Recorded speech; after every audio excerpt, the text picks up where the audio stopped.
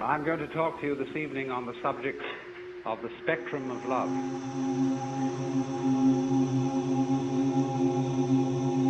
We know that from time to time there arise among human beings people who seem to exude love as naturally as the sun gives out heat. We would like to be like that, and by and large, man's religions are attempts to cultivate that same power in ordinary people. But unfortunately, they normally go about this task as one would attempt to make the tail wag the dog. I remember when I was a small boy in school,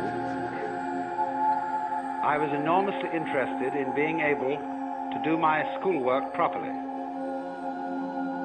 And everybody told me that I didn't work hard enough and that I ought to work. I had an intense desire to do this, but when I asked, "How do you work?" everybody shut up like a clam. So I was extremely puzzled, but there were teachers who apparently knew how to work and had attained considerable heights of scholarship, and I admired them very much for their attainments. And so I thought that maybe I could learn the secret by copying their mannerisms. I would imitate the style of handwriting that they used. I would use the same kind of pen. I would affect the same mannerisms of speech and gesture, and insofar as I could get around the school uniform, even of clothing. I must assure you this, of course, was a private school in England, not a public school in America. But none of this revealed the secret, because I was, as it were, copying the outward symptoms and knew nothing of the inner fountain of being able to work. And exactly the same thing is true in the case of people who love. When we study the behavior of people who have the power of love within them, we can catalogue how they behave in various situations, and out of this catalogue formulate some rules. One of the peculiar things we notice about people who have this astonishing universal love is that they are apt, but not always so, but they are apt very often to play it rather cool on sexual love. The reason for this is, generally speaking, unknown to preachers, but it is because an erotic relationship with the external world operates, so far as they're concerned, between that world and every single nerve ending. Their whole organism, in all its aspects, physical, psychological, and spiritual, is an erogenous zone.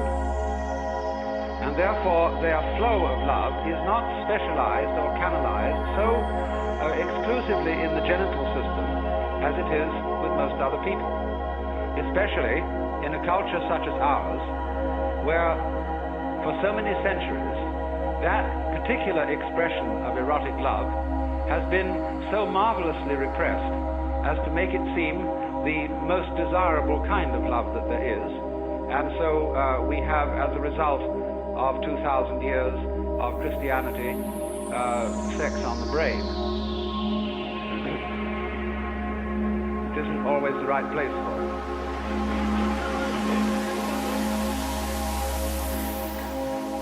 Of course, also, people who exude love are apt to give things away. They are, in every way, like rivers. They stream. And so when they collect possessions and things that they like, they are apt to give them to other people. Because if you ever notice that when you start giving things away, you keep getting more. In the same way as you empty out, you create a vacuum, nature abhors a vacuum, and more flows in.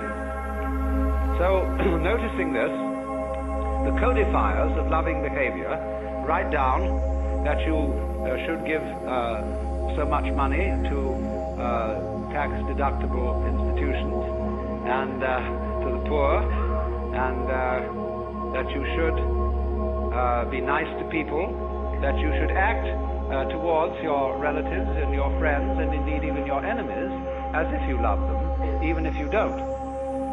And of course, for Christians and Jews and believers in God, there is a peculiarly difficult task enjoined upon us, namely, that thou shalt love the Lord thy God. And not only here, going through the motions of it externally, but with all your heart, with all your soul, and with all your mind. And that is, of course, very demanding indeed. But you see what is happening. It is as if, for example, we admired the music of a certain composer, and having studied his style very thoroughly, we draw up rules of musical composition based on the behavior of this composer. We then go to send our children to music school, where they learn these rules, in the hope that if they apply them, they also will turn into first-class musicians, which they usually fail to do. Because what might be called the technique of music, as well as the technique of morals, as well as, say, the technique of speech, of language, is very valuable because it gives you something to express if, and I repeat, if you have anything to express. But if you don't have anything to say, not even the greatest mastery of English will stand you in good stead unless you can manage to fool your listeners by talking beautiful nonsense and make it sound profound. Now, so the question and the puzzle remains. You cannot imitate this thing. There is no way of getting it, and yet it is absolutely essential that we have it. Because obviously, the human race is not going to flourish harmoniously unless we are enabled to love each other. But the question is, how do you get it? Is it something you simply have to contract like measles? Or is, as theologians say, is it a gift of divine grace, which somehow is dished out to some but not to others? And if there is no way of getting divine grace by anything you do, as the Calvinists aver, then we'd better just sit around and wait until something happens, although Calvinists never did that. They were almost depressingly energetic. But surely we can't be left in that kind of a hopeless situation. There must be some way of getting the grace or getting divine charity or love, some sort of wangle, some sort of way in which we can, as it were, open ourselves so as to become conduit pipes for the flow. And so the more subtle preachers try to see if we can open ourselves and teach methods of meditation and spiritual discipline in the hope that we can contact this power. The less subtle preachers simply say, you don't have enough faith, you don't have enough guts, you don't have enough willpower. If you only put your your shoulder to the wheel and shoved, you would be, of course, an exemplar and a saint. Actually, you will only be an extremely clever hypocrite. The whole history of religion is a history of the failure of preaching. Preaching is moral violence.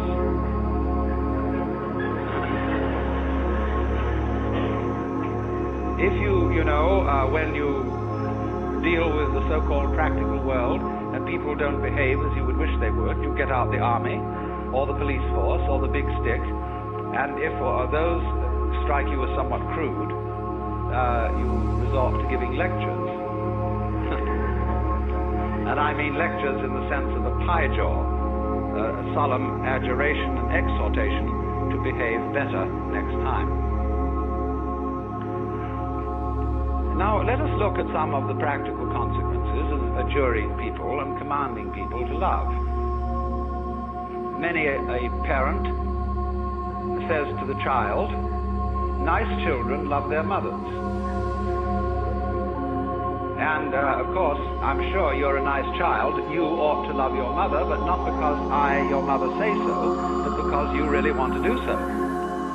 Because one of the difficulties is none of us in our heart of hearts respect love which is not freely given. If, for example, you are an ailing parent, and you need to be looked after, and you have a son or daughter who feels dutifully that they should look after you because, after all, you've done so much for them. But this somehow, your living with your father or mother prevents you from having a home and a life of your own. Naturally, you resent this duty, and your parent is well aware that you resent it, even if they pretend to ignore it. They therefore feel guilty that they have imposed upon your loyalty, and you, in turn, can't really disclose from yourself the fact that you hate them for getting sick, even though they couldn't help it. And therefore nobody enjoys the relationship. It is a painful duty carried out. And the same thing would naturally happen if, after a number of years, having at the altar made a solemn and terrible promise that you would love your wife and husband, come what may, forever and ever, till death do you part, and then suddenly you find you really haven't the heart in you to do it anymore, then you feel guilty, and that you ought to love your wife, family, or whatever. And naturally, this is a sort of fiasco, as would be obvious, if you were to ask your wife, do you really love me? And she were to reply, I'm trying very hard to do so.